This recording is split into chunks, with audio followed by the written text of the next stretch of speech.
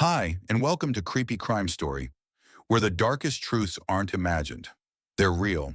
When a woman vanishes from rural Minnesota without a trace, people talk. When her body is found weeks later, alone in a locked SUV, and her boyfriend disappears into the forest, people fear. This is not a crime that ends with sirens and handcuffs. It ends with silence. And silence sometimes is the loudest scream in the woods. June 23rd, 2025. The Aitkin County Sheriff's Office released a short update. Remains confirmed as Jane Corpella, 62, of Cloquet, Minnesota. Additional remains found in proximity to vehicle, identity pending. To the public, it sounded like closure. But within the department, questions were only beginning to form. Rewinding nearly a month prior, the first report was filed on May 28th. Jane's daughter placed the call. Her voice was steady but strained. Jane hadn't shown up for a medical appointment. Her phone went straight to voicemail. She hadn't taken her blood pressure meds. The daughter repeated twice, "This is not like her." Jane Corpella had no history of wandering, dementia, or psychiatric breakdown. She lived with her boyfriend, Daniel Joseph Lateral, 64, in Cloquet. A retired clerical worker, Jane maintained regular contact with her adult children, refilled prescriptions on time, and kept written notes of even minor tasks. It was her rigidity that raised the first red flag when she failed to check in. Investigators flagged the case as a missing vulnerable adult, a specific legal classification under Minnesota law reserved for individuals who may be at risk due to age, illness, or dependency. Both Jane and Daniel met that threshold. A week into the disappearance, a key piece of digital evidence surfaced: surveillance footage from a Quick Trip gas station in McGregor. Time-stamped May 26 at 6:51 a.m. The footage, though grainy, clearly showed Jane in the passenger seat of a silver 2010 Ford Escape. License plate MN63LWIV. Daniel fueled the car, glanced toward the camera once, and went inside. Jane remained in the vehicle. She did not appear distressed. She also did not reappear in any footage afterward. Cross-referencing ATM activity revealed Daniel withdrew $2,000 in cash from a bank in Cloquet the previous morning. That was their last known financial transaction. Neither Jane nor Daniel had used their bank accounts or mobile devices since. Jane's family provided investigators with login information to her iCloud and Google accounts. Forensic analysis showed her phone's last GPS ping occurred on May 26 at 7:13 a.m., 5 miles north of McGregor. That location data abruptly stopped. The phone, later recovered in the vehicle, had its battery physically removed. Search efforts began on June 1st with limited aerial and K-9 support. Aitkin County deployed deputies to canvass back roads and hunting trails. Volunteers joined from McGregor's fire department. The terrain, dense pine forest, marsh, and unmarked logging roads complicated the operation. "We weren't dealing with a criminal on the run," one investigator later remarked. "We were looking for two people who simply vanished, and no one could tell us why." On June 29th, a hunter reported a silver SUV deep in the forest, about 2 miles off a rural ATV trail. Deputies responded and confirmed the vehicle belonged to Daniel. It was covered in pollen and tree debris, no signs of forced entry, all windows intact. The doors were locked. Inside, the body of a woman was found reclined in the front passenger seat, visibly decomposed. The air was thick, windows sealed. There was no indication of a struggle, no blood spatter, no broken items, no smeared surfaces. The glove compartment was open. A plastic pill organizer spilled onto the passenger side floor. She wore the same clothes seen in the May 26 surveillance footage. Her wallet and ID were tucked in her purse. No note, no visible trauma. Initial estimates placed her time of death between May 27 and June 2nd. The air inside the vehicle had remained stagnant in the warm forest heat, accelerating decomposition. The state medical examiner took custody of the remains, and dental records confirmed the body as Jane Corpella. Autopsy results were pending, but already the case took a sharper turn, from missing person to unattended death under suspicious conditions. Deputies noted the driver's seat was pushed far back. Daniel, being over 6 feet tall, would have required the extra space. The keys were not in the ignition. No trace of Daniel was found in or around the vehicle. The vehicle's onboard computer showed no movement since it was parked. They widened the search radius. 4 days later, a cadaver dog alerted near a patch of ferns approximately 100 feet from the vehicle. There, concealed beneath pine needles and natural overgrowth, was a second body. Male. Similar stage of decomposition. No visible trauma. It was presumed to be Daniel Lateral. His ID was found in a wallet several feet away. A nearly empty blister pack of sedatives lay beside the body. The autopsy would later confirm elevated levels of prescription benzodiazepines, though not at a definitively lethal dose. Despite the absence of blunt trauma, gunshot wounds, or lacerations, the scene raised flags. Why was one body in the car, the other deep in the woods? Why was Jane's phone disabled? Why had neither attempted to contact help? In rural communities like Aiken County, cases like this are rare. Homicides are even rarer. And when something doesn't make sense, it rarely gets ignored. The lead investigator told local press on July 1st, "We are not ruling anything out. We're treating this as an active death investigation with multiple forensic components." What happened between May 26 and May 29? Why did a woman known for structure and caution end up dead in a sealed car in the middle of nowhere? And why did her partner walk over 1,000 feet into the forest and never return? The SUV was silent. The body inside had been there for weeks. The pine air had masked the scent from surrounding wildlife, and the heat had advanced decomposition beyond what the forensic team expected. On June 30th, the Ramsey County Medical Examiner's Office released the preliminary autopsy report for Jane Irene Corpella, 62. There were no signs of external trauma, no blunt force, sharp injuries, or defensive wounds. The fingernails were intact, no hemorrhaging beneath the scalp. The cause of death was listed as pending toxicology, but the internal findings pushed the case into deeper forensic territory. Fluid samples drawn from remaining tissues were consistent with dehydration and heat exposure. But this wasn't sufficient to explain death. Gastric contents indicated she had not eaten for approximately 36 hours before death. Her blood panel revealed elevated levels of temazepam, a prescription benzodiazepine. According to her medical records, Jane was not prescribed temazepam. This raised procedural concern. Her own medications, lisinopril, sertraline, and calcium supplements were found in the vehicle, unopened. The prescribed pill box still had her regular dosages untouched. It appeared Jane had been administered a sedative she was never prescribed.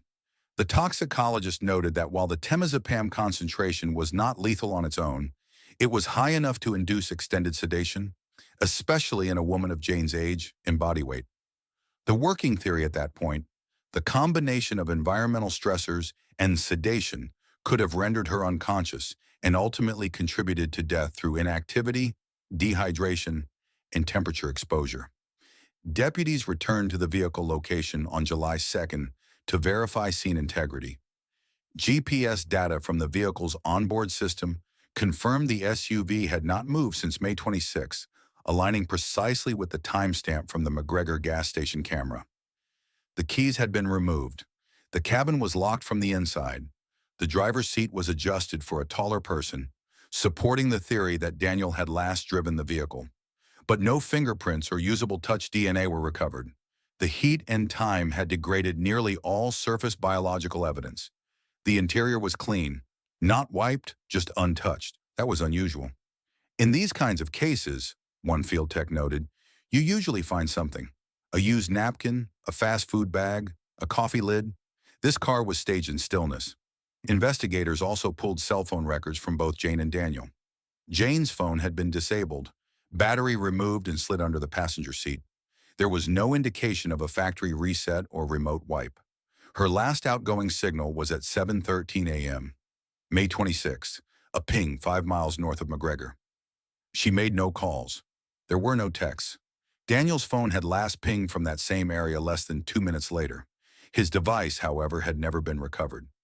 Investigators speculated it may have been destroyed or buried, but without hardware, no definitive digital forensics could be run on his device. This introduced a significant gap.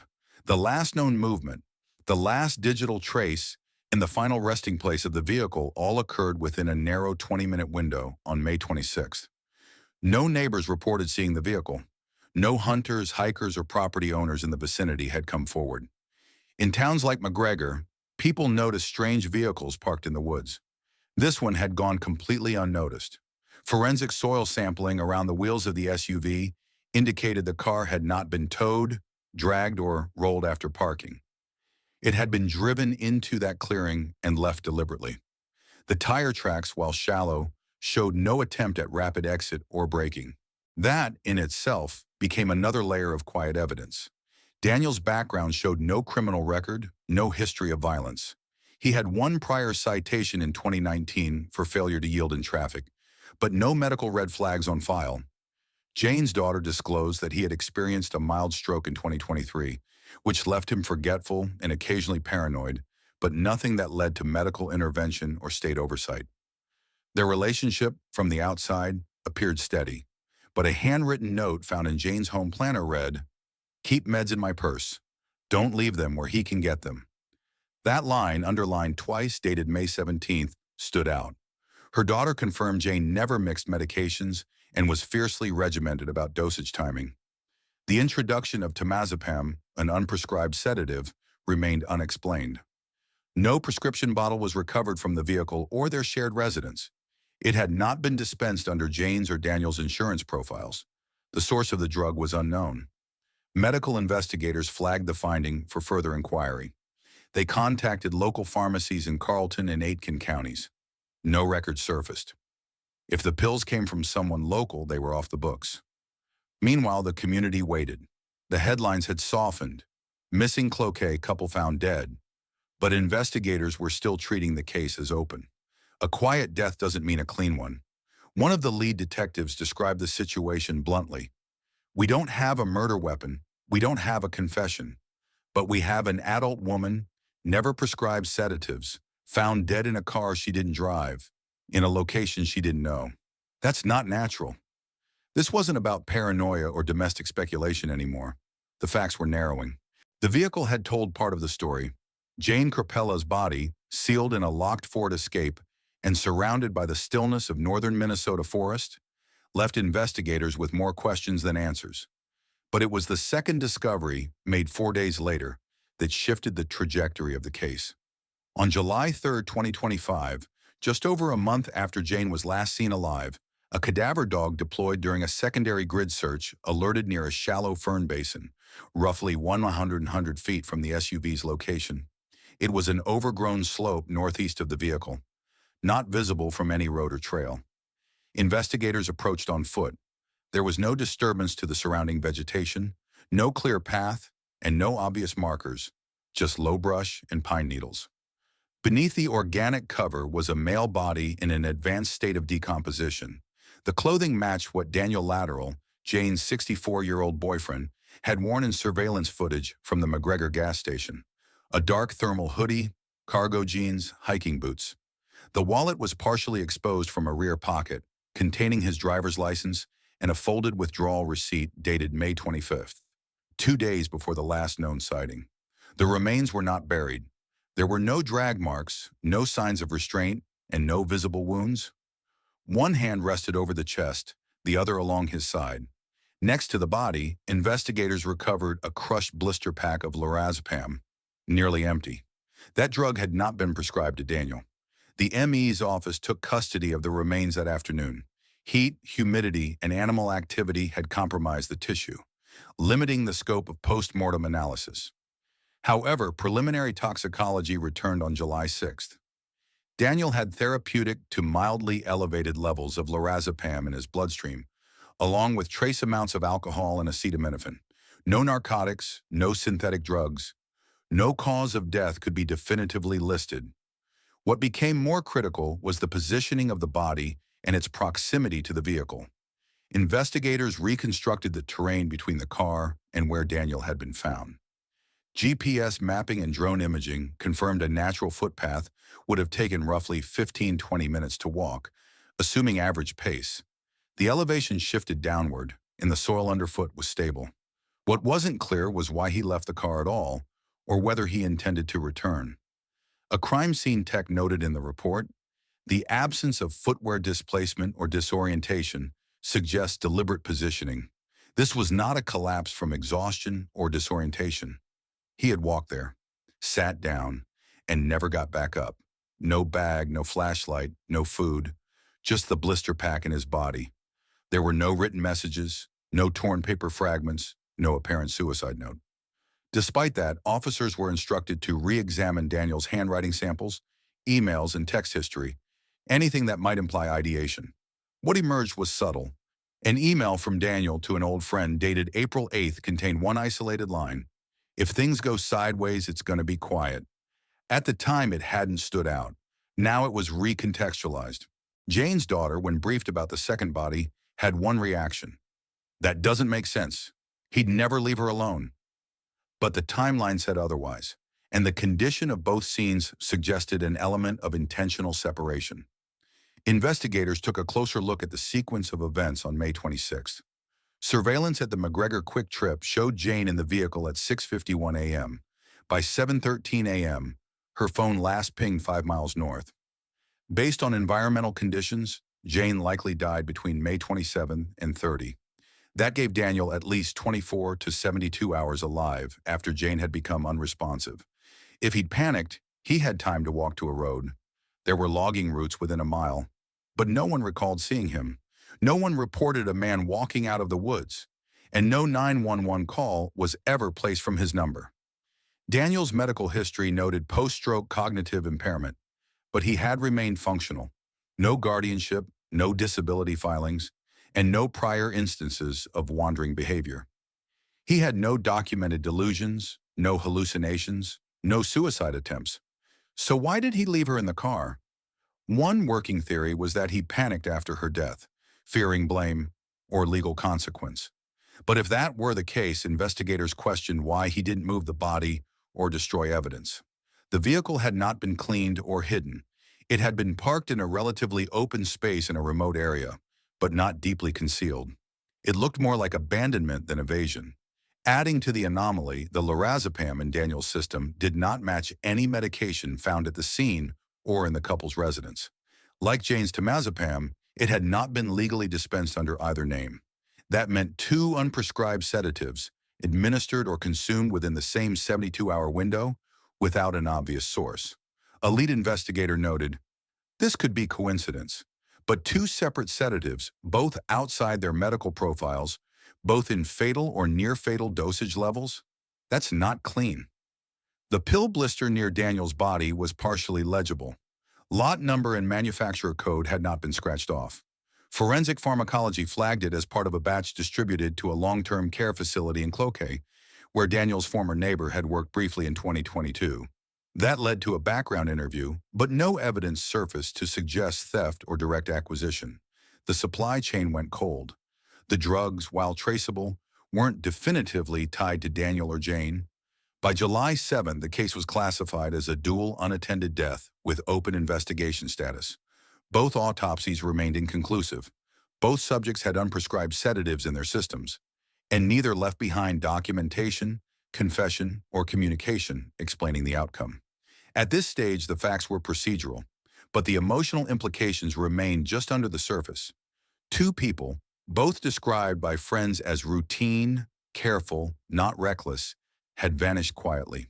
No sound, no conflict, just quiet planning or quiet collapse. One detective, when asked off-record whether this could be ruled a murder-suicide, responded without hesitation, "We can't rule anything, but what we do know is this. Both victims died in a way that left no clear fingerprints, literally or legally. That either speaks to accident or premeditation of a type we're not used to seeing."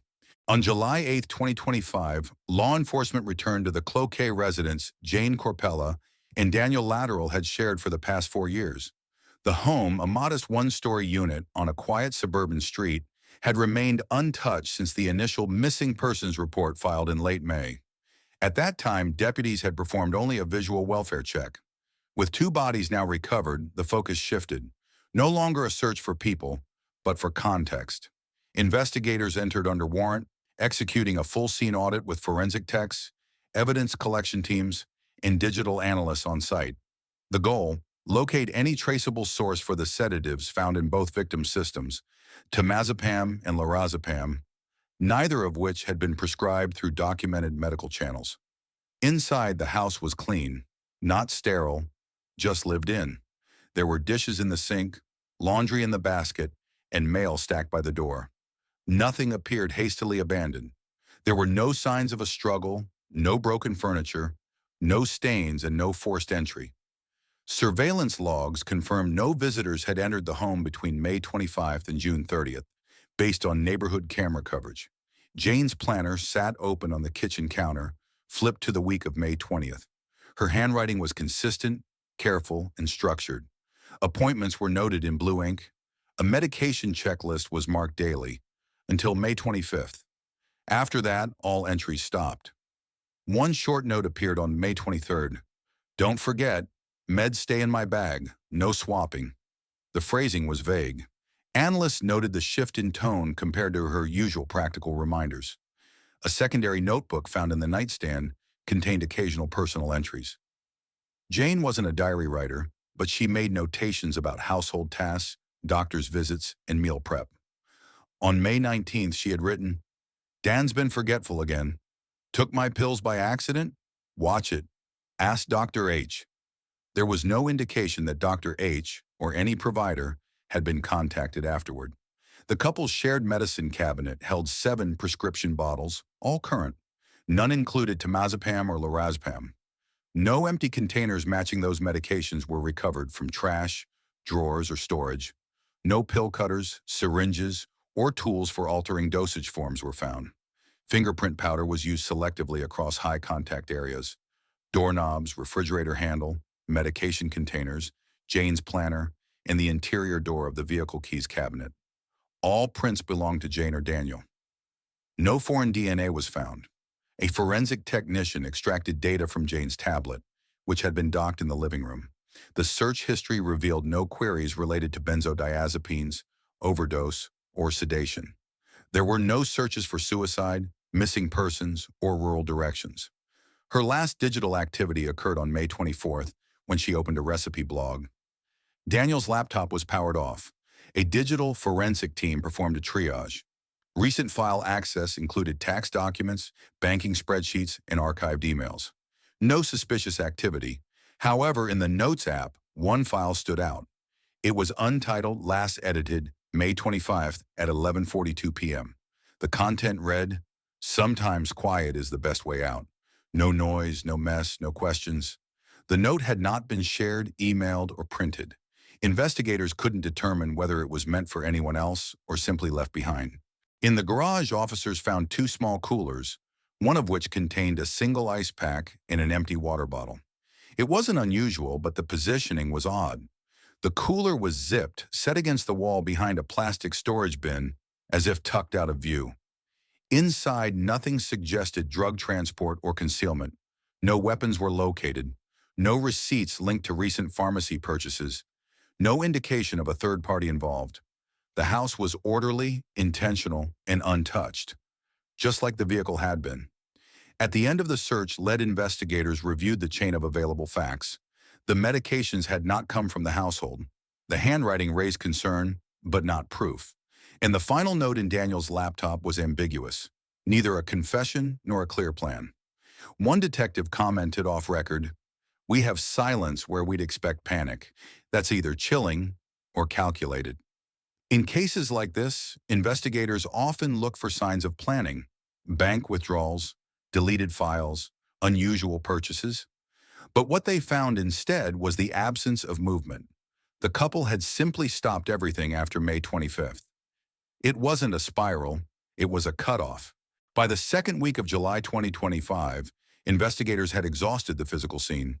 The vehicle had been processed, the bodies recovered, the home searched.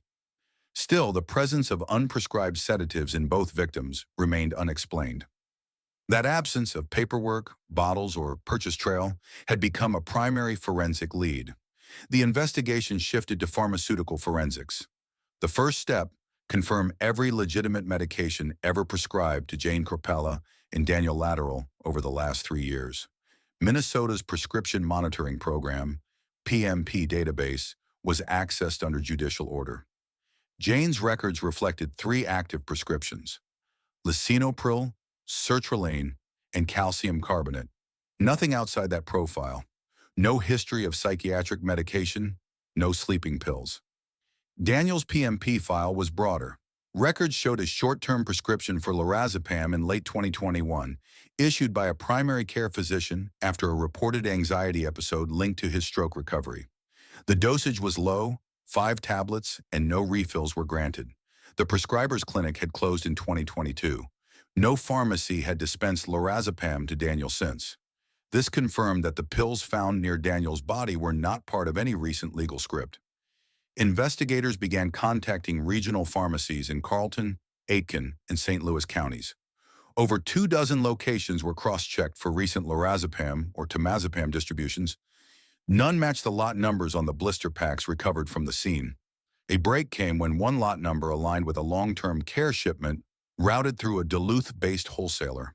That shipment, dated April 2025, had been delivered to Maple Glen Care Home, a private facility just 20 minutes from the Cropella Laterell residence.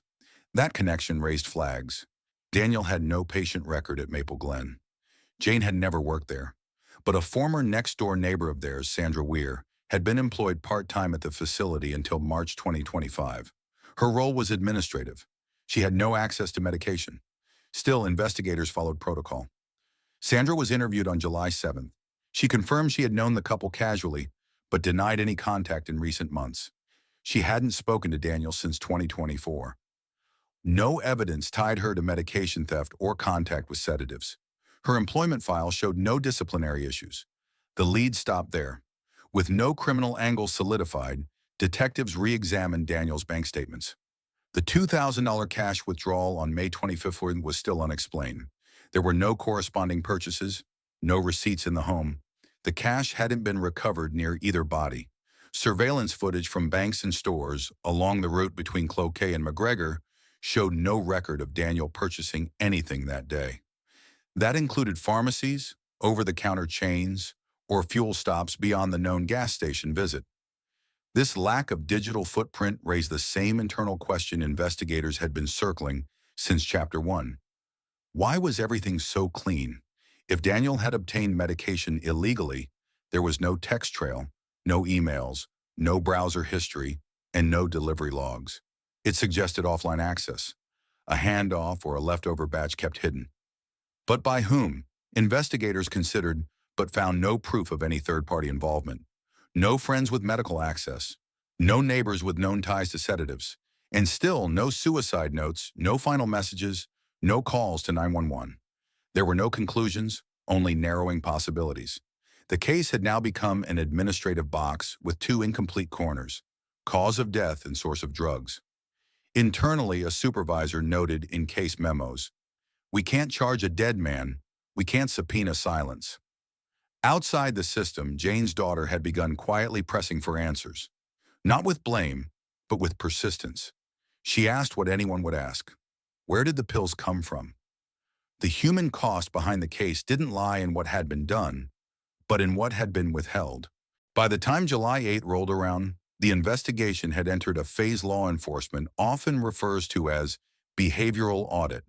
There were no more bodies to recover, no murder weapon to trace, no new pills to test. What was left, perhaps all that was left, were deviations from routine, small fractures in patterns, breaks in consistency that might offer insight into intent, or at least sequence. Jane Corpola was a woman of habit. That wasn't an opinion. It was observable across every point of her daily life. Her pharmacy pickups were always on Mondays. Meals were prepped Sundays. Medical notes, pill tracking, and reminders were logged in a color-coded planner she kept open on the kitchen counter. For the week of May 20th, her routine stopped abruptly on Saturday the 25th. That was 2 days before her last confirmed sighting. When investigators reconstructed her calendar, they compared it with digital logs, appointment check-ins, phone GPS pings, and prescription refill timestamps. The last refill occurred May 20th, her last health portal login May 23rd. She missed a dental cleaning on May 27th, one she had rescheduled in April and placed a sticky note to remember. She never missed appointments. Daniel's routine was harder to quantify. He had no structured employment, few standing commitments, and a history of minor memory lapses following a stroke in 2023. His daughter described him as functional but unpredictable. He handled his finances manually. No mobile apps, no auto payments. He didn't use a smartphone. His last ATM withdrawal was $2,000 in cash on May 25th. After that, nothing. The question investigators now asked wasn't about evidence. It was about capacity. Could Daniel, in his condition, have orchestrated a death, or double death, that left no forensic trace? Neurological records from his stroke treatment were reviewed under warrant. In mid-2023, Daniel had experienced a transient ischemic attack, often referred to as a mini-stroke. It affected short-term memory and executive function briefly, but resolved within weeks. He was never diagnosed with dementia, no psychiatric consults, no history of delusions or hallucinations. One physician noted in his 2023 file, patient aware of limitations, insight intact, mild word-finding delay, no safety concerns. That ruled out significant cognitive decline. It didn't, however, rule out impulse-driven action. If Daniel had witnessed Jane die or become unresponsive, what followed could have been a panic response, or it could have been something more structured. This distinction matters because what Daniel didn't do became just as important as what he did. He didn't call emergency services. He didn't notify family. He didn't drive the vehicle to a hospital. But he also didn't destroy the scene. He didn't dispose of the body. He didn't leave a note, at least not one addressed to anyone. Instead, he parked the SUV in a quiet clearing, walked 100 feet into the woods, sat down, and died. That sequence lacked the disorder often associated with emotional collapse. It suggested planning or resignation. A deeper dive into Daniel's medical record revealed one unconfirmed report from 2022. A nurse practitioner had noted subclinical depressive symptoms after a wellness visit. The recommendation was for follow-up screening, which Daniel never completed. No treatment was pursued. The note remained passive in the chart. From a psychological standpoint, the profile pointed to someone isolated, possibly internalizing, but not clinically identified as a risk. Meanwhile, Jane's family continued reviewing her personal documents, searching for anything they might have overlooked. In a folder labeled Legal End of Life, they found an unsigned draft of a living will. It had been filled out but never notarized. The date was April 9, 2025. Section 3 under directives read, "Do not prolong life if capacity is permanently lost. Maintain dignity over extension." The language wasn't unusual for an advance directive. What stood out was the timing, less than 2 months before her disappearance, and the fact that the document had not been filed or discussed with her physician. It was private, quiet. None of this pointed conclusively to murder, but none of it ruled it out. Investigators concluded that Jane had maintained full capacity, physically and cognitively, up to the day she vanished. Daniel's capacity was less certain, but not impaired enough to obscure intent. No substance abuse, no neurological degeneration, no recent mental health crises documented, yet both individuals ended up dead in a remote forest, sedated with drugs they hadn't legally acquired. That's not normal. And in criminal investigation, abnormal behavior without cause often demands deeper scrutiny. By July 2025, law enforcement had reviewed nearly every verifiable data point in the deaths of Jane Crapella and Daniel Lateral. The scene had been processed, toxicology reports finalized, behavioral assessments documented, and prescriptions ruled out. What remained was a legal vacuum, an investigation with no suspect, no charges, and no clear path forward. The Aiken County Sheriff's Office closed the active field investigation on July 7th, classifying the case as a non-criminal death with unresolved elements. That wording mattered. It wasn't an exoneration. It wasn't a homicide ruling either. It was legally a placeholder, because no one was left to arrest, and the physical evidence, while suspicious, was not conclusive. The lack of prosecutorial movement frustrated some. Internally, a decision memo from the county attorney's office summarized the dilemma. Absent a surviving party, demonstrable intent, or third-party involvement, This office cannot pursue charges. No overt criminal act is present under Minnesota statute. This wasn't unusual. Prosecutors don't charge theories. They charge provable acts. And in this case, there was no confession, no traceable sourcing of illegal sedatives, and no forensic sign of coercion, restraint, or assault. Even in cases of suspected murder-suicide, clear indicators are usually present: written intent, weapon discharge, visible trauma. Here, none existed. Both deaths were chemically passive. There was no evidence of force, no ligature marks, no defensive wounds, no asphyxia, and no suffocation. Jane's position in the passenger seat remained undisturbed. Daniel's body in the forest showed no post-mortem interference. Legally, that lack of active cause meant law enforcement could only speculate, and speculation doesn't survive in court. Investigators conducted one final meeting with Jane's family on July 8th. It wasn't a press conference. There were no reporters. Just a plain summary of what was known, what had been ruled out, and what could never be confirmed. Jane's daughter asked a single question. "So what do we tell people happened?" The detective answered honestly, "We don't know. We just know what didn't." That response, while procedural, reflected the core of the case. There had been no third-party intrusion, no confirmed abuse history, no signs of premeditated violence. Only two people, quietly deceased, with no witnesses and no statements left behind. Forensic files were archived. Evidence held for 1 calendar year, pending any new material. Autopsy reports were sealed under Minnesota law, available only by request. The death certificates would list undetermined causes, a classification often misunderstood by the public. It didn't mean unknown. It meant the medical examiner could not isolate a single definitive cause without speculation. Behind the official silence, however, the human consequences were real. Jane's death was mourned in private. No obituary was published. A small service was held in Cloquet, limited to immediate family. Daniel's body was cremated at the request of his adult son, who declined further comment. There were no lawsuits filed, no protests, no renewed public pressure. Sometimes cases don't end because they're solved. They end because there is no one left to answer questions. The legal framework of the United States, by design, protects the presumption of innocence, even after death. Without proof of a crime, the justice system doesn't move forward. And while this principle prevents wrongful accusations, it also means that ambiguity, especially in cases involving elderly or vulnerable adults, often goes unresolved. For investigators, this was one of those cases, not because of what they missed, but because of what simply never surfaced. The trail didn't vanish. It just stopped. On June 20th, 2025, over 2 years after the skeletal remains were discovered in the chest freezer of an abandoned Manoa property, the official case file of Siko Palacana was closed. No new forensic leads, no formal charges filed. No further witnesses came forward. The headlines had long moved on. But inside the secure evidence storage of the Honolulu Police Department, the stainless steel murder weapon, still unconfirmed, remained tagged and sealed, bearing the case number and a silence that refused to be broken. The final autopsy report, signed off by the state medical examiner's office, concluded the cause of death as undetermined. There were no fractures on the skull, no defensive wounds left on the remaining skeletal structure.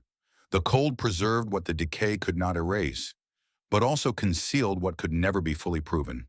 The presence of a pillow near the remains, along with other soft furnishings, suggested a possible smothering. But in the absence of flesh, the science could not speak beyond speculation. And speculation, in the American justice system, is not grounds for prosecution. Malia Palacana, the woman whose actions set this entire investigation in motion, remained deceased. Her suicide in 2023 had created the irrevocable legal boundary: a person cannot be criminally prosecuted after death. Despite heavy public interest and widespread suspicion over her role, no posthumous charges could be filed, no trial held, no courtroom closure obtained. The state could only name her as a person of interest, a phrase that, to grieving families, often feels like the institutional version of a shrug.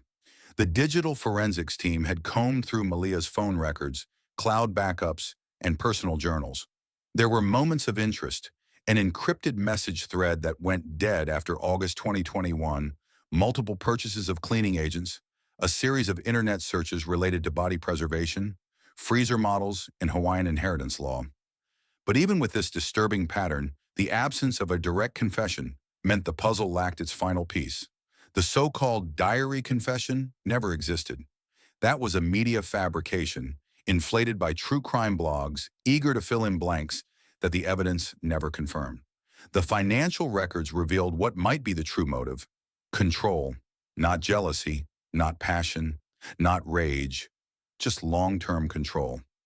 Malia had continued to withdraw from Siko's account for over a year following his death. Auto pays for utilities, purchases of new furniture, even veterinary bills for their shared dog. Legally, it had all appeared routine. No red flags had been raised until she defaulted on the house loan and the property was repossessed. Only then did a bank-contracted cleanup crew find the freezer. In one of the last statements released by the HPD, the spokesperson said, "This case underscores how domestic crimes can remain hidden in plain sight. It reminds us that no system is immune to deception. Not the family court, not financial institutions, not even a neighborhood like Manoa." For Siko's relatives, especially his estranged cousins on Maui, closure would not come from the legal system. They had petitioned the state for a symbolic death certificate amendment, seeking to classify his death as suspicious circumstances, but the request was denied. The law recognizes only what can be proven beyond reasonable doubt. Doubt remained, and so officially, Siko Palacana died of unknown causes in his own home, with no one to answer for it. Behind closed doors, those closest to the case acknowledged the quiet horror of the outcome. No courtroom reckoning, no arrest photo, no cross-examination. Just a body in a freezer, a family shattered by secrecy, and a community that would rather not remember. And yet, this case leaves behind more than a trail of unanswered questions. It leaves warnings, it leaves scars. It speaks to a broader reality. Abuse is not always visible. Some abusers do not strike. They isolate, manipulate, financially control, and slowly erase the person standing beside them. And sometimes, by the time the truth is discovered, it is no longer justice that's possible, but only recognition of harm and a refusal to forget. There are lessons in what was never resolved, in what the courts could not prove, in what the system could not see until it was far too late. These lessons are not for entertainment, they are for prevention, for awareness, for every viewer who might one day wonder if a neighbor's prolonged silence, a missed birthday call, or an unpaid mortgage means more than it seems. Because real crime does not always look like it does on television. And real victims, like Siko Palacana, don't always get justice, but their stories still matter. What stayed with me the most from this case wasn't the silence in that freezer, it was the silence in the years before it. If you're ever in a situation where things feel off, where someone slowly erases your voice, your space, or your worth, don't wait for the world to find out too late. Speak up. Trust your instincts. No one should have to vanish to be seen. What do you think this case says about how we treat signs of control or emotional abuse in our communities? I'd love to hear your take. If this story resonated with you, or even just made you think, drop a comment, let me know where you're watching from, or what part hit hardest. And if you want more true stories that matter, don't forget to subscribe to the channel. Let's keep this conversation going.